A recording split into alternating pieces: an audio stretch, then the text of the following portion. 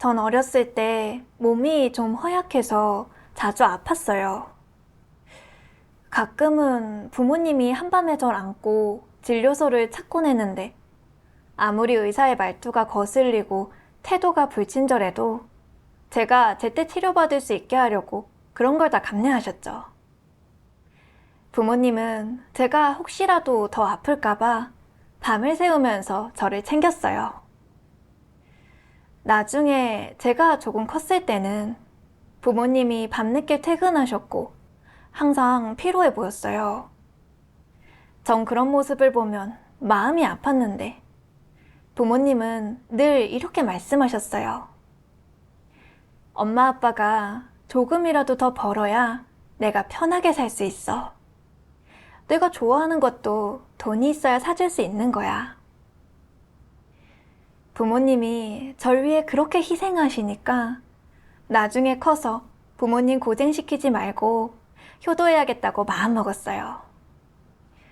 그래서 부모님이 출근하시면 전 집 정리를 해놨어요. 그리고 빨래하고 밥하는 것도 배웠고요. 저녁에 부모님이 돌아오셔서 제가 정리해 놓은 걸 보면 내가 자식 하나 정말 잘 키웠다 라고 하시면서 흐뭇해 하셨죠. 부모님에게서 그런 얘기를 들으면 너무 기뻤고 부모님의 고생을 조금이라도 덜어드리고 조금이라도 더 쉴 수 있게 해드릴 수 있다면 제가 좀 힘들어도 좋았어요.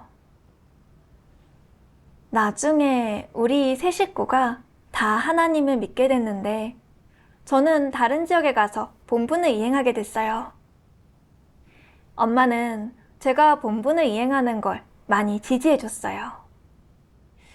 아빠는 썩 내켜 하지는 않았지만 그래도 제 선택을 존중해 주셨죠. 그러다 중국 공산당의 체포와 박해가 갈수록 심해지면서 많은 형제자매들이 본분을 이행하는 과정에서 잡혀가곤 했어요. 어느 날 집에 들렀는데 아빠가 애타서 그러는 거예요.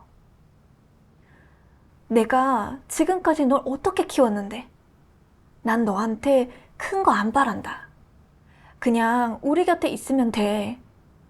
근데 내가 맨날 본분 이행한다고 멀리 나가 있으니까 평소에 보고 싶어도 못 보잖니. 요즘 경찰이 쌍심지를 켜고 잡으러 다니는데 내가 잡히기라도 하면 난 어떡하니? 그리고 내 앞날은 또 어떡할 건데? 예상치 못했던 아빠의 말에 전 조금 놀랐어요. 경찰에 잡혀가는 게 두려워서 본분 이행을 포기한다면 그건 하나님을 배반하고 탈주병이 되는 거잖아요. 그래서 진지하게 대답했죠. 아빠, 제가 본분 이행하는 걸 이렇게 막으면 안 되잖아요. 이제 저도 다 컸어요. 지금 나가서 본분을 이행하는 건 제가 충분히 고민하고 내린 결정이에요. 아빠는 당연히 응원해 주셔야죠. 그러자 아빠가 화를 내면서 그러는 거예요.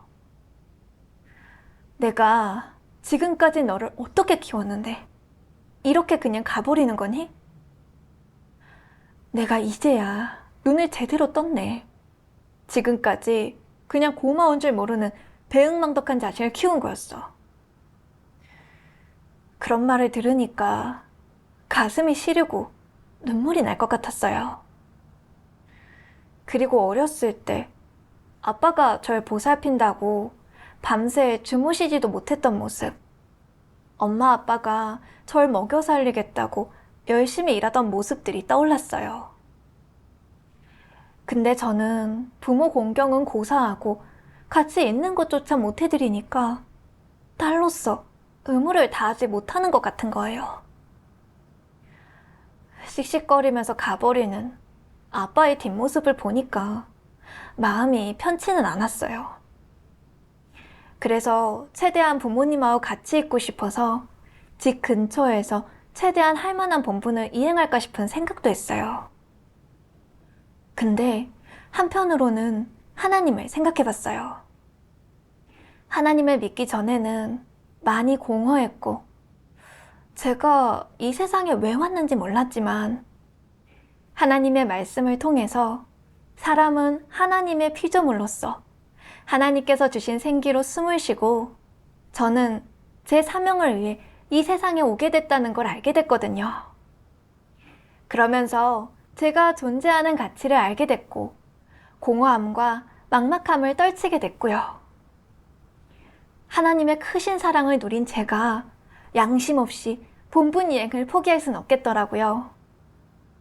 이런 생각 끝에 육을 이길 힘이 생겨서 집을 떠나 계속해서 본분을 이행했어요.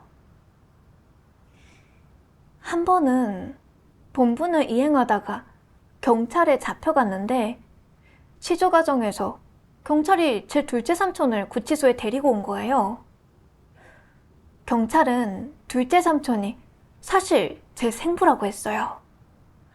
그러면서 빨리 교회 상황을 말하면 제 친부모님과 상봉할 수 있게 해주겠다고 했어요. 그래도 전 하나도 말하지 않았어요. 결국 삼촌이 보석금을 지불하고 보증을 서면서 보석으로 풀려났죠.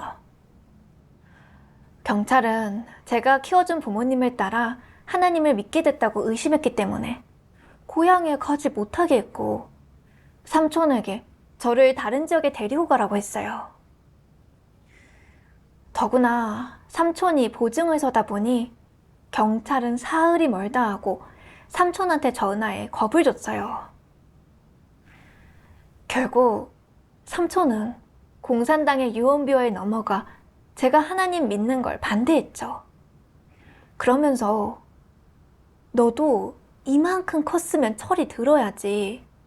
나랑 너 엄마 그리고 양부모님이 언제까지 뒤치다꺼리 해야겠니?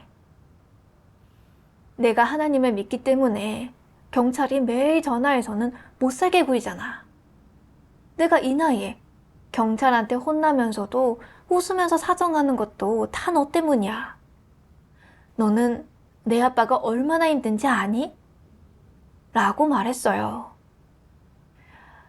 저를 낳아주신 부모님부터 키워준 부모님까지 모두 제 일에 연루되니까 너무 괴로운 거예요. 옛말에 모든 선행 중 효가 으뜸이다 라는 말이 있듯이 부모한테 효도하고 걱정을 안 끼치는 게 자녀의 도리라고 생각했거든요. 양부모님이 지금까지 키워주셨고, 낳아준 부모님은 절 빼내시느라 경찰한테 14만 위안을 갈취당했는데, 저는 자녀로서 효를 다하지 못했다고 생각하니 너무 가책이 드는 거예요. 예전에는 본분 이행한다고 옆에서 챙겨드리지도 못했는데, 이제는 하나님 믿는다는 이유로 경찰에 잡혀 고생까지 하시니까 자녀의 도리도 못하고 집만 더해줬다는 죄책감이 들었죠. 생각할수록 너무 괴로웠어요.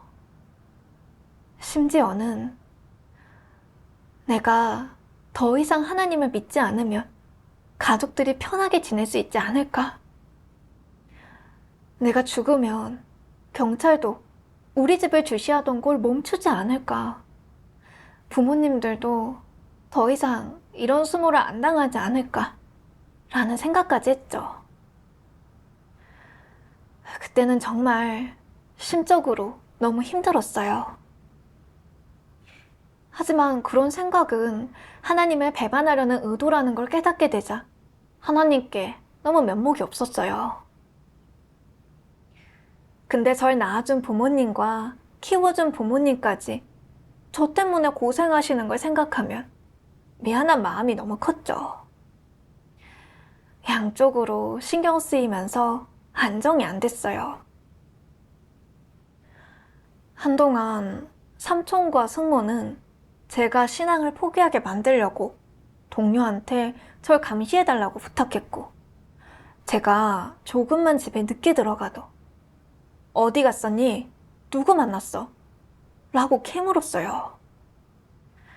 승모는 하나님을 믿지 말라고 반대하면서 아예 무릎 꿇고 사정했고 단식 투쟁까지 벌였죠.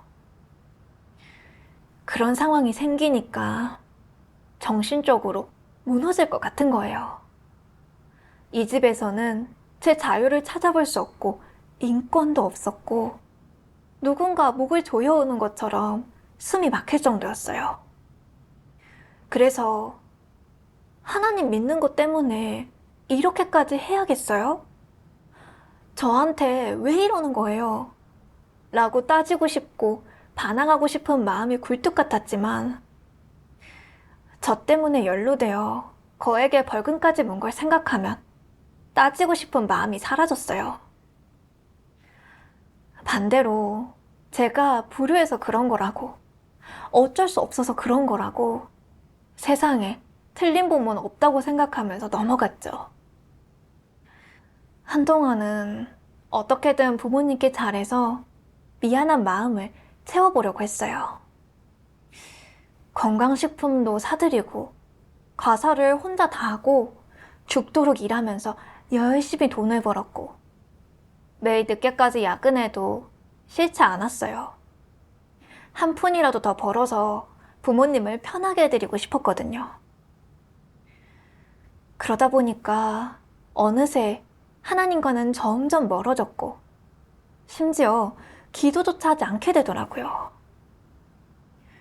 나중에는 경찰한테서 연락이 왔는데 절 데려가겠다는 거예요.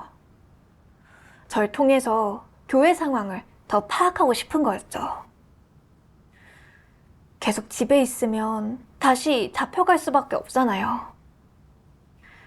그래서 피신하려고 했는데 이렇게 떠나면 언제 다시 올 수 있을지 기약할 수 없었고 더구나 경찰이 저를 못 찾으면 부모님과 삼촌 내외한테 화풀이하지는 않을지 걱정됐어요.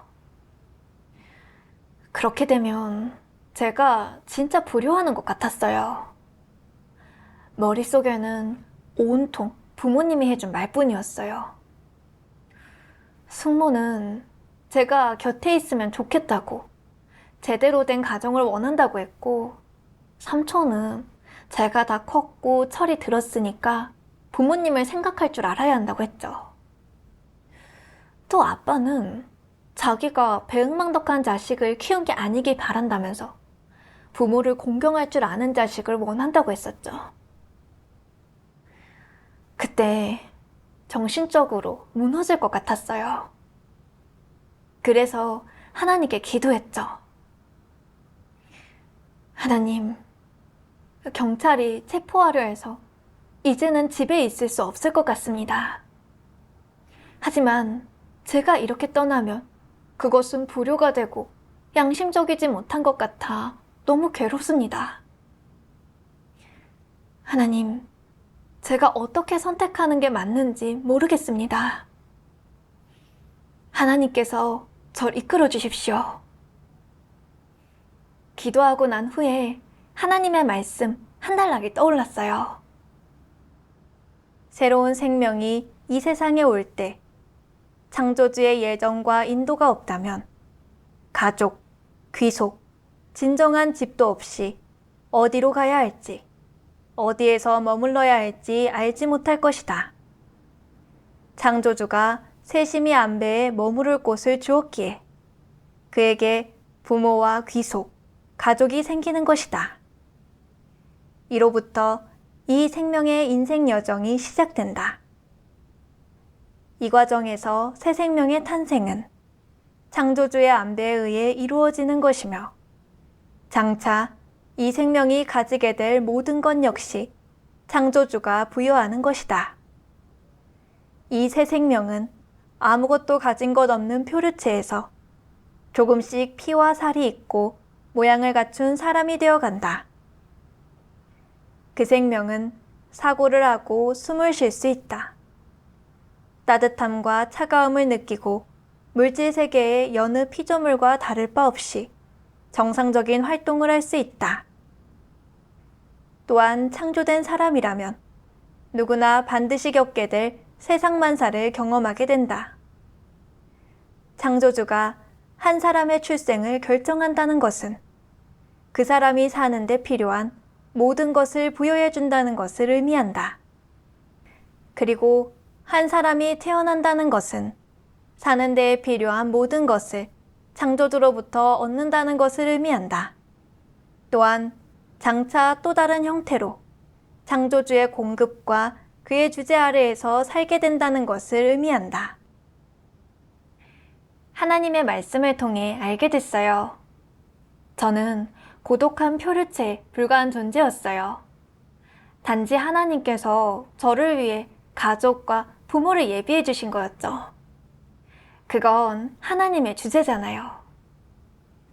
제가 세상에 온 건 그저 가족의 따뜻함을 누리고 부모에게 효도하기 위해 온 게 아니었어요.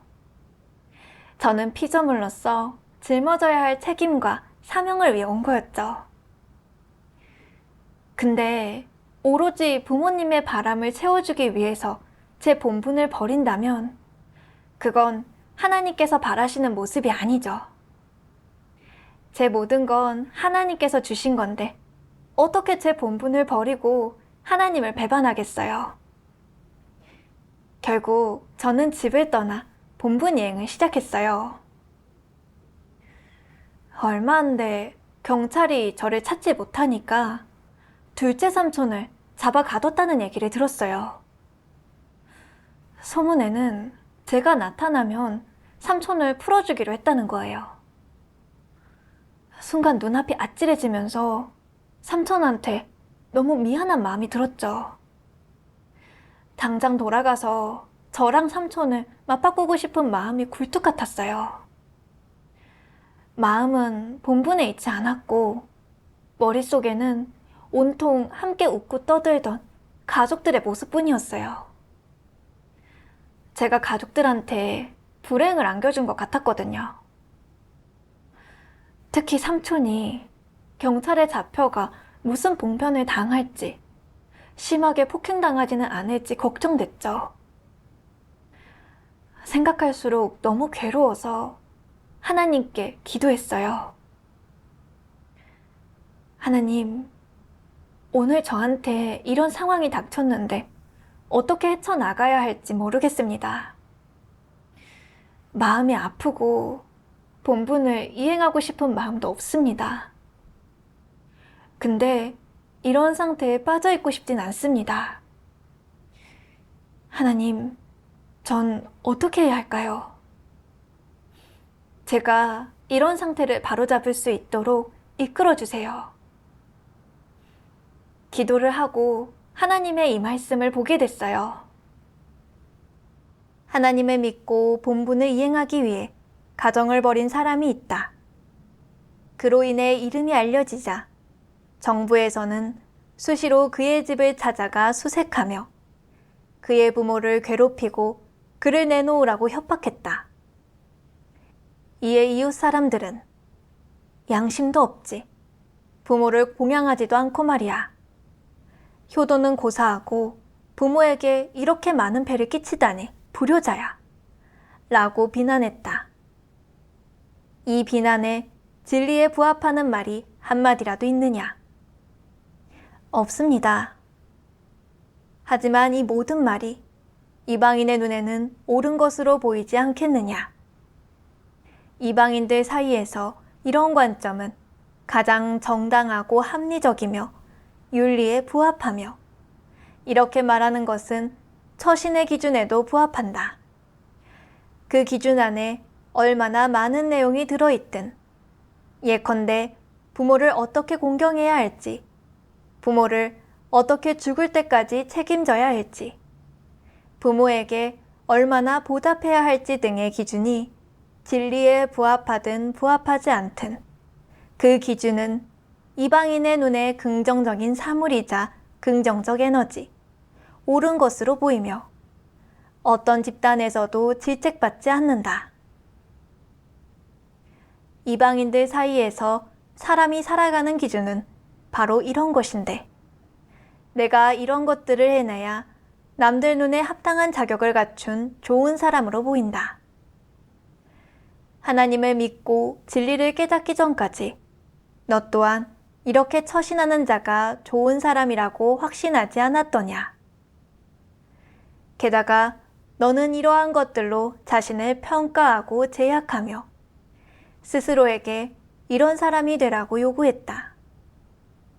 만약 내가 좋은 사람이 되고자 한다면 내 처신의 기준 안에는 분명 이 한 가지가 들어있을 것이다. 부모에게 어떻게 효도할 것인지, 어떻게 부모의 걱정을 덜어줄 것인지, 어떻게 부모를 자랑스럽게 하고 체면을 살려주고 조상을 빛낼 것인지 등은 내 마음속에서 처신의 기준이자 방향이었을 것이다. 하지만 하나님의 말씀과 설교를 듣고 난 후 내 관점은 바뀌기 시작했다.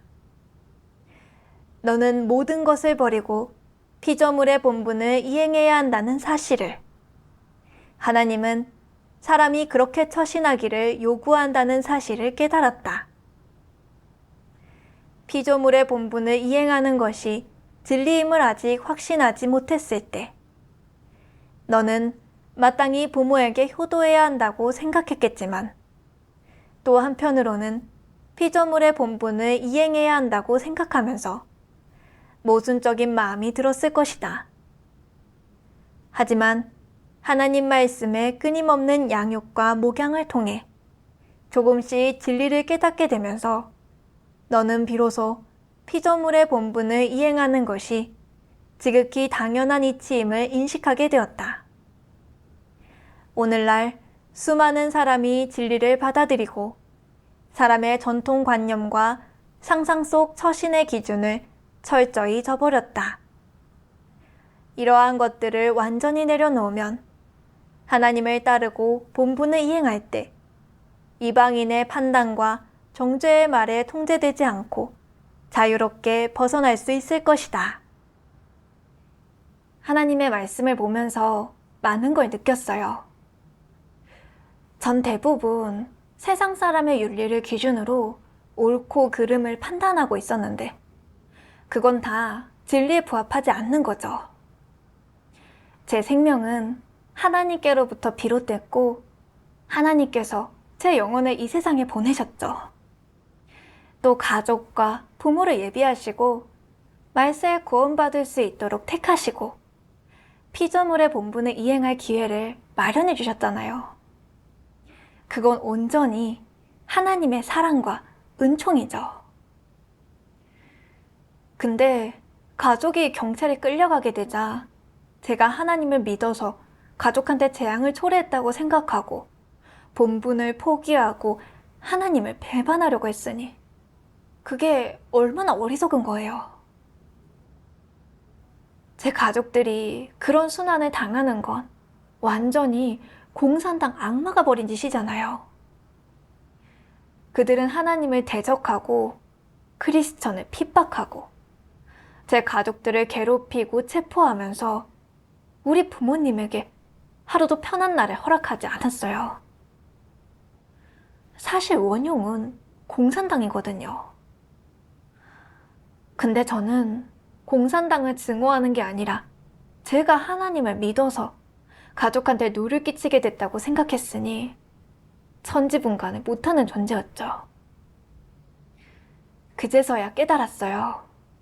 제가 하나님을 따르면서 본분을 이행하는 건 당연한 거고 양심과 이성을 가진 사람이라면 당연히 해야 하는 거였죠. 그때 이 말씀이 떠올랐어요.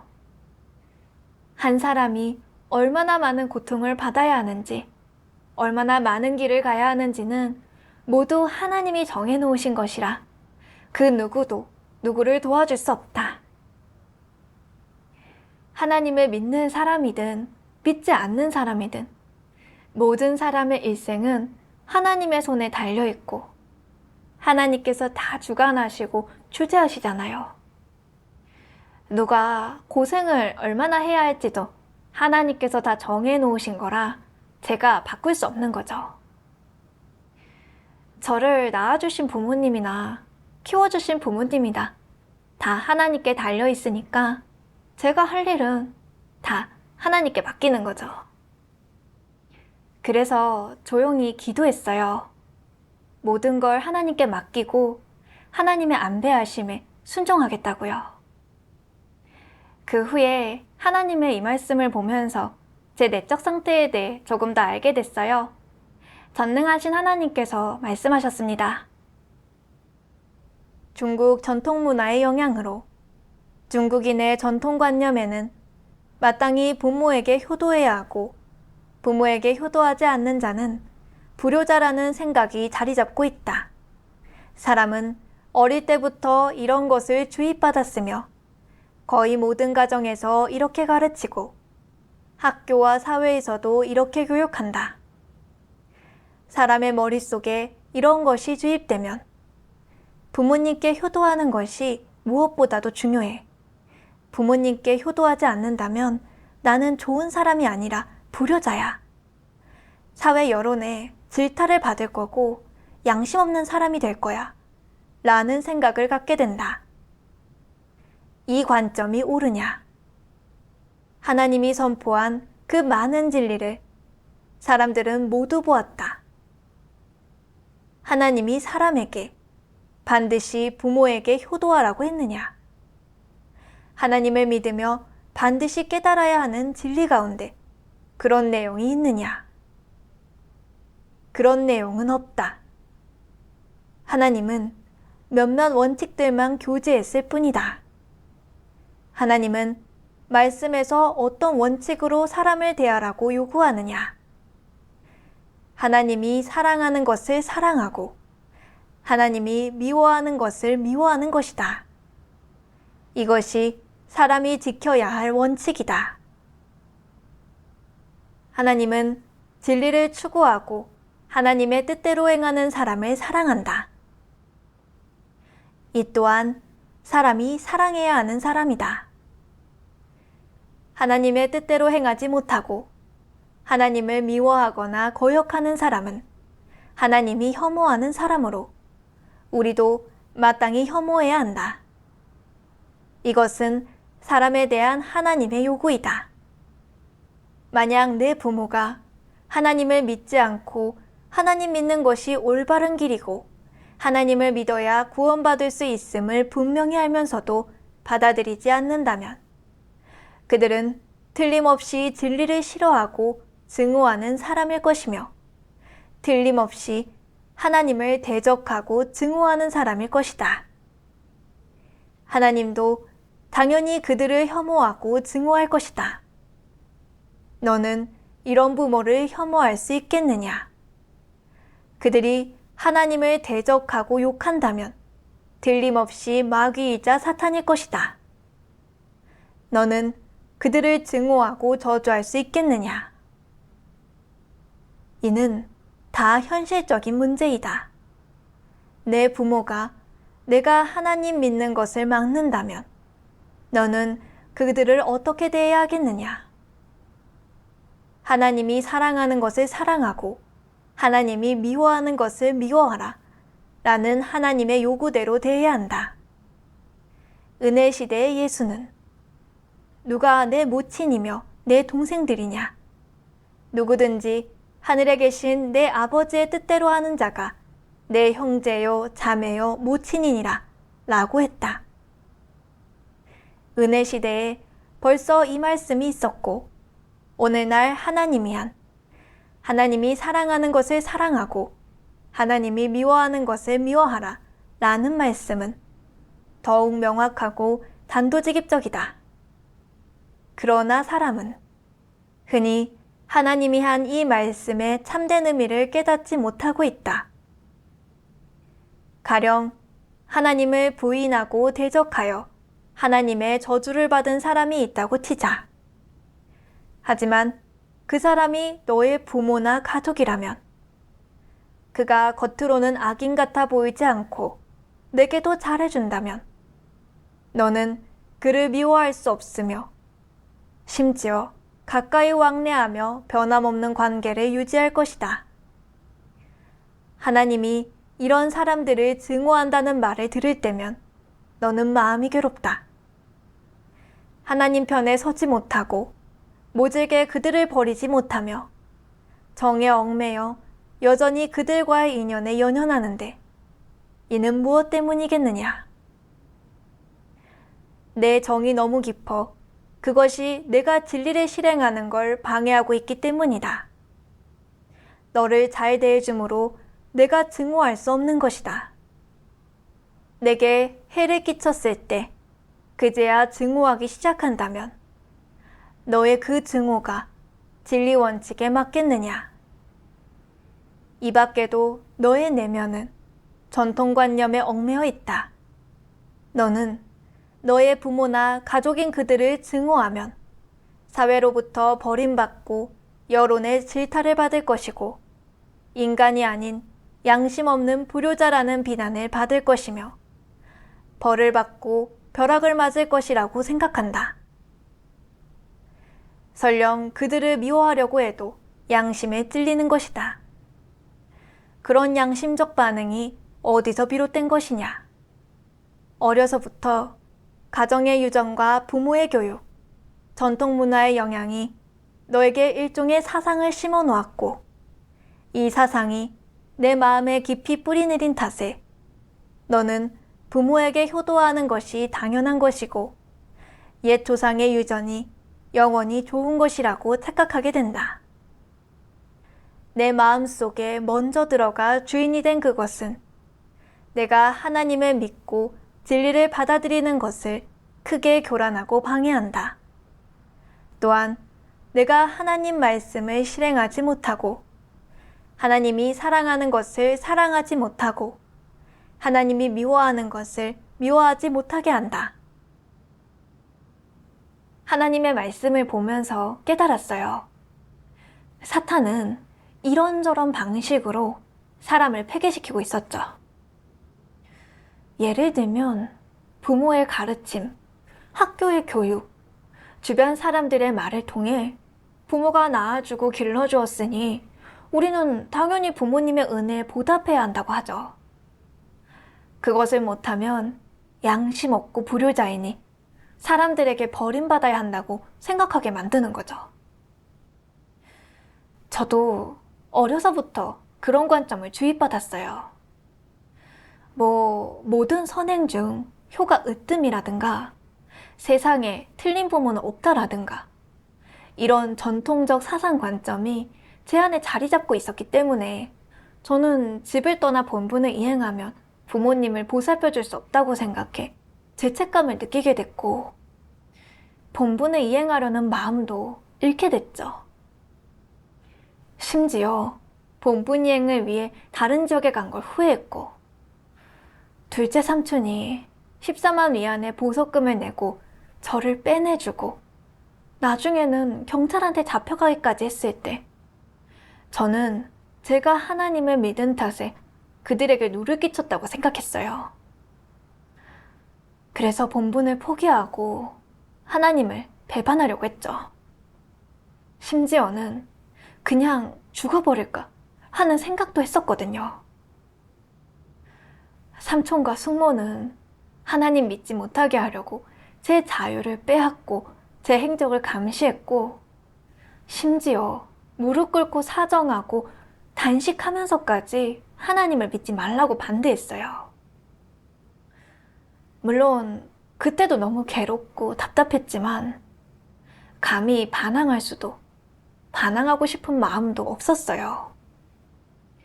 세상에 틀린 부모는 없다 라는 생각이 컸고 오히려 부모님으로 하여금 그런 고난을 겪게 하고 심지어 무릎 꿇고 사정하게 만든 제가 자식된 도리를 다하지 못한 거라고 생각했거든요.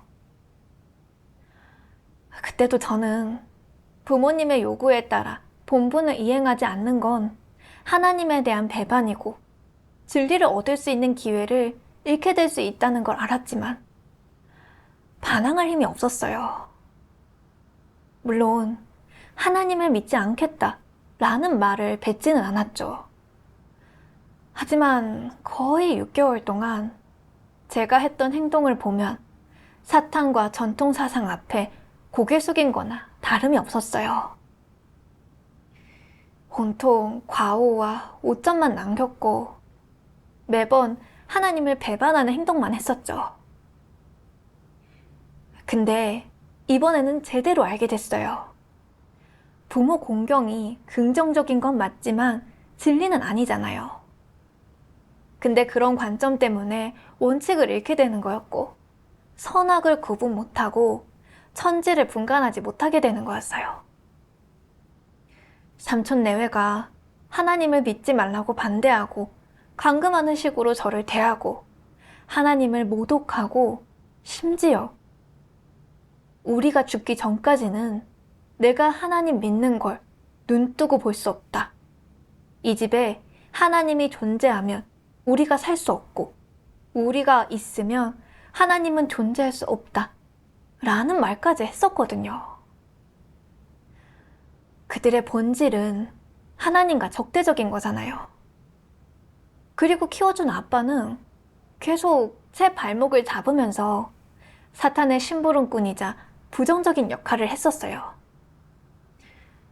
그들을 분별하고 하나님이 사랑하시는 것을 사랑하고 하나님이 미워하시는 것을 미워하는 것에 동참해야 하는 게 당연하지만 저는 모든 선행 중 효가 으뜸이다 라는 전통사상에 묶여 있었죠. 그러다 보니 천지분간 못하고 하나님을 거역하기만 하고 자칫 본분을 포기하고 하나님을 배반할 뻔했어요.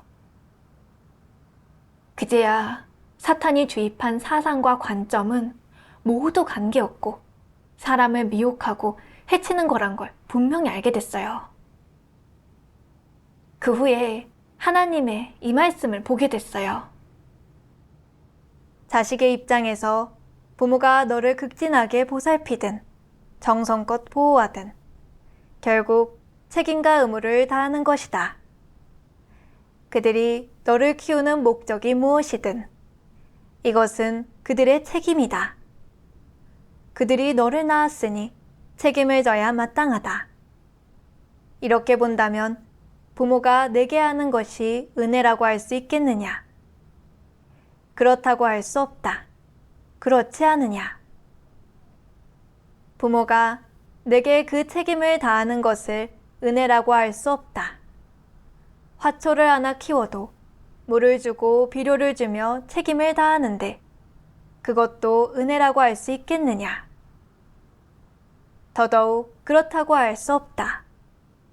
작은 화초는 밖에서 더 잘 자란다. 땅에 심으면 햇볕을 쬐고 바람과 비를 맞아 더 튼튼하게 자라지만 집에서 화분에 옮겨 심어 키우면 밖에서 자라는 것만 못하다. 어디서든 못 살겠느냐? 어디에 있든 하나님이 정해놓은 운명이 있다. 너는 생명을 가진 사람이다. 하나님은 모든 생명이 살아가도록 그리고 모든 피조물이 준수하는 법칙을 준수하도록 책임진다. 한 사람으로서 너는 부모가 양육하는 환경에서 생활할 뿐이니 그 환경에서 성장하고 살아가야 한다. 이런 환경에서 살아가는 것은 거시적으로 보면 하나님이 정해놓은 것이고 미시적으로 보면 부모가 너를 키우는 것이다. 그렇지 않으냐? 어찌되었든 부모가 너를 키우는 것은 책임과 의무를 다하는 것이다. 부모가 너를 성인이 될 때까지 키우는 것은 그들의 의무이자 책임이지 은혜라고 할 수는 없다. 만약 은혜라고 할 수 없다면 이것은 내가 누려 마땅한 것이라고 할 수 있지 않겠느냐? 이는 내가 누려야 할 하나의 권리이다. 너는 마땅히 양육받아야 한다. 왜냐하면 미성년일 때는 양육받는 것이 내 역할이기 때문이다. 그러니 내가 받은 것은 단지 너에 대한 부모의 책임이지 부모의 은혜나 은정이 아니다. 모든 생물이 새끼를 낳아 기르고 번식하며 후대를 양육하는 것은 하나의 책임이다. 예를 들어 새, 소, 양, 심지어 호랑이도 새끼를 낳은 후에는 키워야 한다. 후대를 키우지 않는 생물은 없다. 물론 예외가 있을 수도 있겠지만 아주 드물다.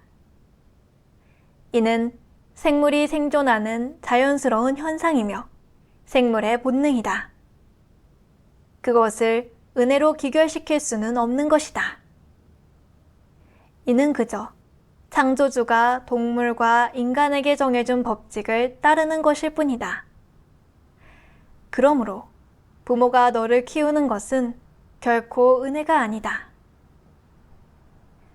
그런 점에서 부모가 너의 채권자가 절대 아니라고 말할 수 있는 것이다.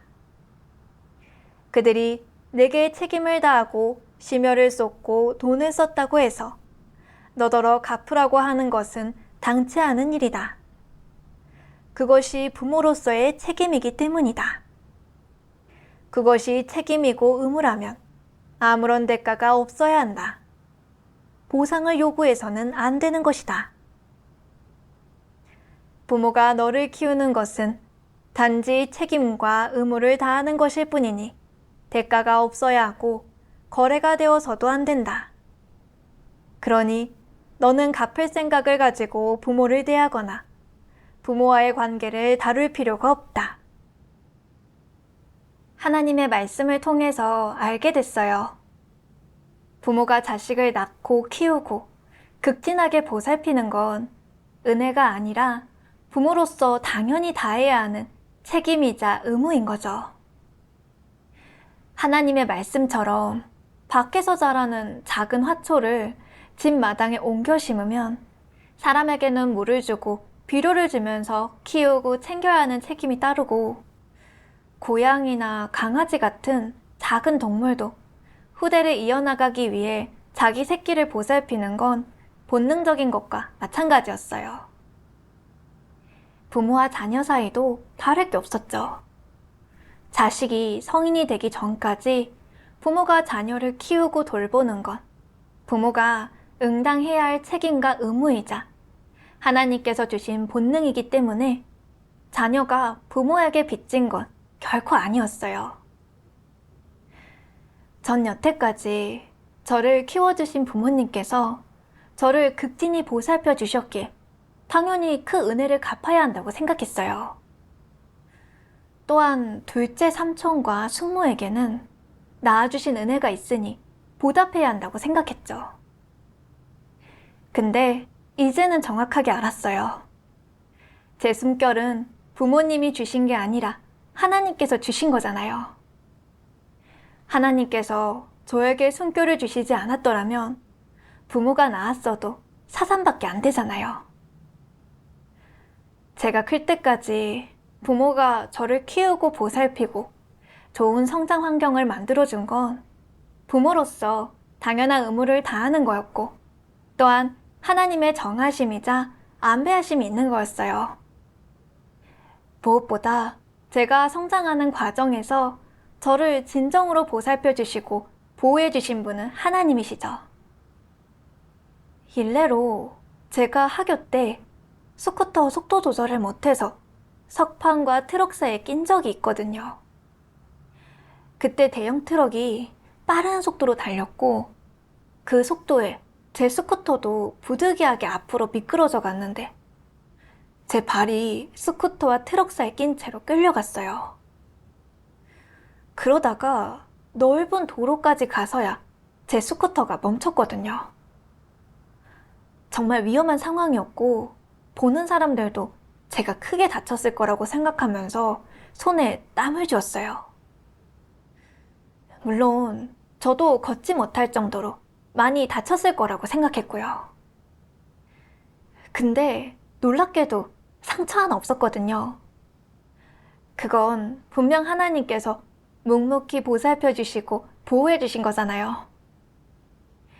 그리고 삼촌네가 14만 위안을 내고 제가 보석으로 풀려났을 때 저는 정말 큰 은혜라고 생각하면서 보답해야 한다고 생각했어요.